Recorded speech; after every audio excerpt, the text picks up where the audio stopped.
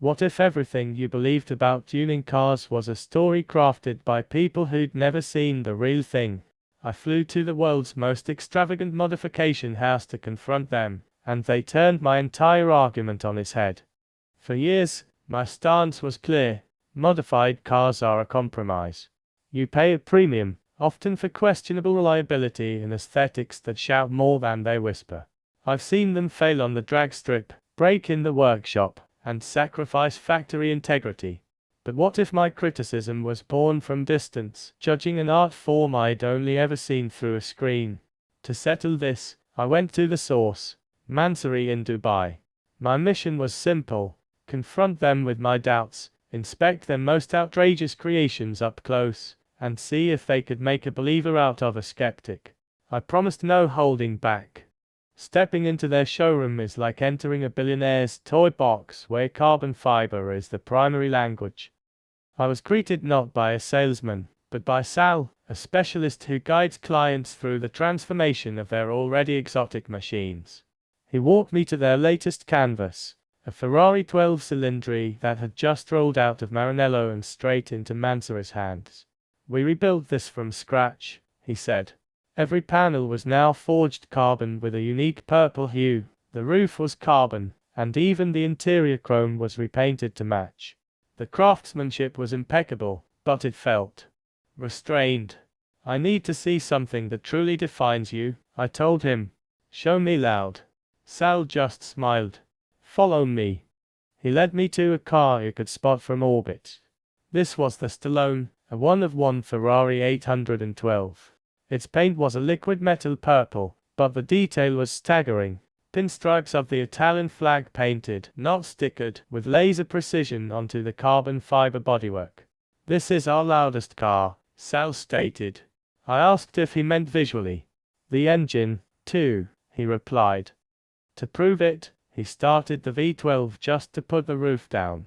The explosion of sound in the confined showroom was physically overwhelming.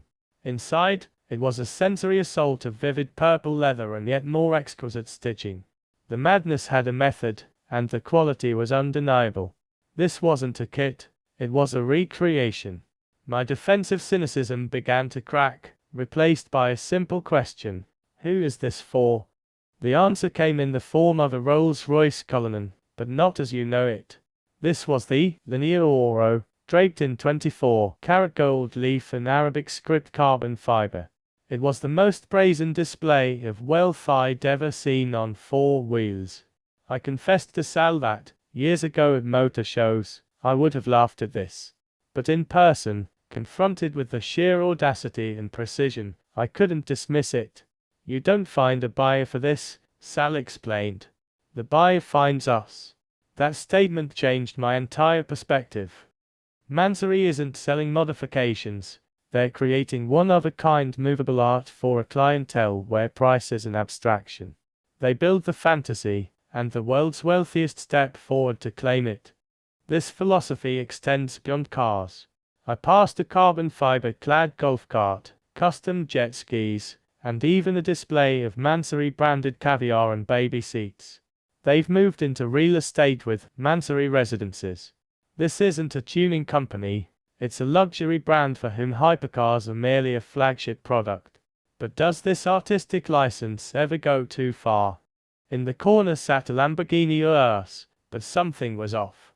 Walking alongside it, I realized there were no rear doors. They had been replaced by a single, seamless carbon fiber panel. This was the Venatus Evo C, one of 8 in the world. Climbing into the back seat through the front was a bizarre experience, trapped in a leather-lined vault. Nearby was a G-Wagon converted with rear-hinged coach doors and a full nautical-themed interior. Then there was the Piece de Resistance, a G-Wagon co-created with artist Alec Monopoly, covered in playful graffiti and a wildly personalized, colorful interior valued at nearly $1.8 million. These weren't modifications. They were complete reimaginations, reducing the 7-figure base car to a mere starting point. At what point does modifying a car stop and begin creating an entirely new object? The final test was in their service bay, a Tesla Cybertruck. Mansory had approached this stainless steel monolith differently, adding carbon fiber elements on top of the exoskeleton, fitting colossal 26-inch wheels, and refining the interior. They'd even programmed the accelerator to produce a V8 growl, a humorous nod to tradition in the silent F. It was bizarre, yet it underscored their adaptability. Surrounded by millions of dollars of what I once called pointless engineering, I had to reconcile my old views with the new evidence.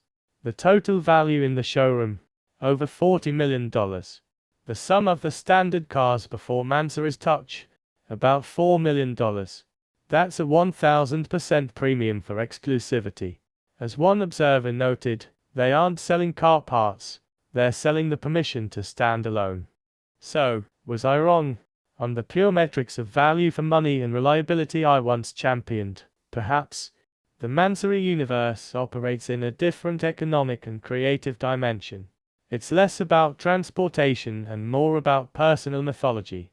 The craftsmanship is world-class, the vision is uncompromising, and for a clientele that views a Rolls-Royce as a blank canvas, the price is irrelevant. I went to Dubai expecting gaudy excess and found, instead, a form of high-stakes artistry. It didn't make me want to modify my own car, but it forced me to understand why, for some, the factory finish is just the beginning of the story. My journey from skeptic to respectful observer was complete. If this exploration of extreme luxury and the philosophy of modification made you think, do us a favor and give this video a like. It helps Winds of Thought bring you more deep dives into the worlds where money, art, and machines collide. Let's continue the conversation below.